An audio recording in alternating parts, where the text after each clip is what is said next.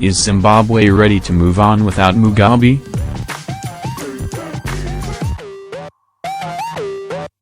Early Wednesday morning in Zimbabwe, Major General Moyo of the Zimbabwe Armed Forces announced on national television that President Robert Mugabe and his family were safe and that military would be targeting criminals and that are causing social and economic suffering in the country. https://encrypted tbn3 ecstatic com/images Q equals TBN and 9GC TBN white NB6 RKMIA _XPLV3L4 lower 2WVDJH7 5ZVGD SRCAN WSIN KLGNCCS 44U8.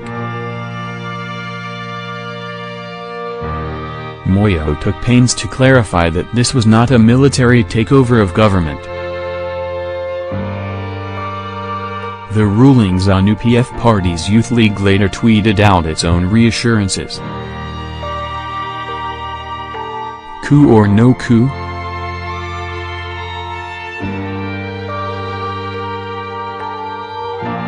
Poetic language notwithstanding, it was clear to many observers that events had unfolded according to the standard coup playbook. Military actors associated with Army Chief General Constantino Chiwenga and recently ousted Vice President Emmerson Mnangagwa had taken control, with soldiers in charge of the broadcasting building, parliament, courts, president's residence, and other symbolic locations in the city. President Mugabe and his wife, Vice President Grace Mugabe, were under house arrest, and the military had arrested a number of her key allies. https://yimg.com/fze/api/res/1 2/8 mcord 4 gpfhzj4d8llrxl5 c/xwalk 9c3 jagraco 2 zppwzpbgw7 ad 0 zodk 7 chhvsme 9 9 oda 7 c209 mtt3 4 na/http://slingstone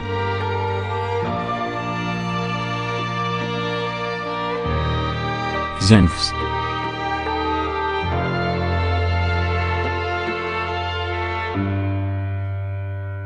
com/img/005C61C10B2D2647663B6F7824C7 To understand the coup in Zimbabwe, you need to know more about Grace Mugabe. Even the statement that the president is safe is standard boilerplate, and ironic at that. After all, if Mugabe were truly safe he would have told the nation himself, at a more conventional hour. That said, there have been cases in other countries when the military stepped in but stopped short of taking over, instead extracting concessions from the government and then returning to barracks. This is rare, because once challengers have revealed their willingness and ability to threaten the government, they have sacrificed the advantage of surprise and leave themselves open to later reprisal. These incidents usually result from the government's failure to pay the military, resulting in a spontaneous mutiny that is resolved by credible assurances of both impending payment of arrears and immunity from sanction. https://yimg.com/fze/api/res/1 2/kchgh_6306 ufo99 c/xwalk9c3 jagraco 2 zppwzpbgw7 ad 0 zodk 7 chhvsme 9 mzj003 oda 7 c209 mtt3 4 na/http://slingstone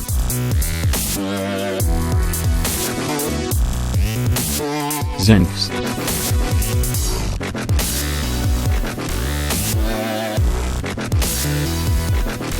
com/sub_sim/D922599F1643CB0E59D88439033994BDC0. Situations where challengers use the threat of force to obtain something other money do not always end in a stable negotiated settlement, in part because any initial success will embolden the challengers to try again, resulting in either a takeover or in them going too far. For example, in 1987 a faction of the Argentine army mutinied to stop trials of military officers for human rights abuses during the previous military government. However, the success of this mutiny produced another one in 1987, with more expansive demands, and a third in 1990, after which point the ringleaders were finally arrested.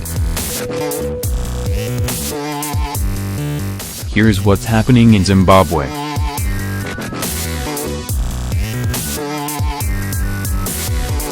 So if there already has been a coup in Zimbabwe, why then is General Chiwenga's faction pretending there has only been peaceful aplomb, and why is he negotiating with Robert Mugabe?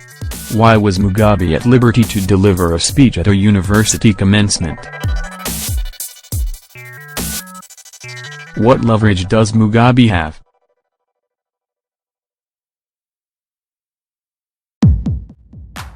Mugabe's leverage in this situation stems from a few sources. The first is the very strong norm against coups.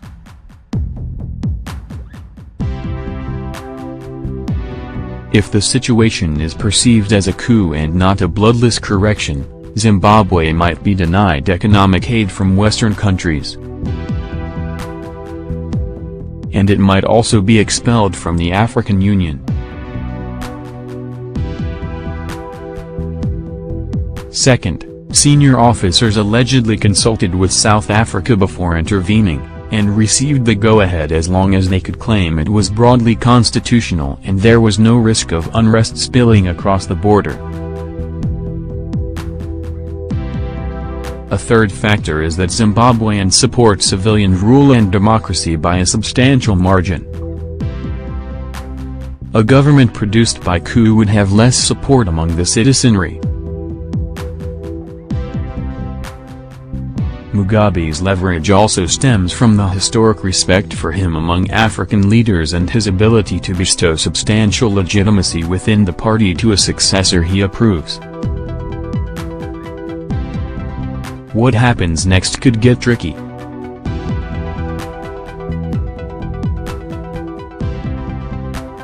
Right now, there are peaceful efforts to pressure Mugabe to exit. All 10 of the regional ZANU-PF party organizations have called for Mugabe to step down, and a massive demonstration in the capital is planned for Saturday to call for Mugabe's resignation.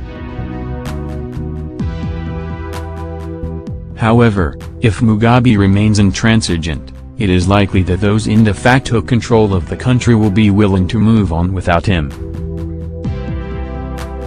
Here the story of Emperor Haile Selassie offers a cautionary tale. Since Ethiopian monarchs trace their lineage all the way back to the Queen of Sheba, the crown comes with significant symbolic weight. Consequently, when the group of military officers known as the Derg gained control in June 1974, they left the emperor in place at first. But even in Ethiopia, the emperor found himself formally deposed by September, his title having protected him only for a short while. As Emperor Selassie found out, a deposed ruler, even a highly respected one, has only a little leverage. With Chinese economic support and the endorsement of the ruling party, the coup makers may decide they will have enough domestic and international legitimacy to proceed without Mugabe's blessing. They could respectfully designate him honorary president for life, knowing that at age 93, he may not retain the title for long. Naunil Singh is an assistant professor in the National Security Affairs Department at the U.S. Naval War College in Newport.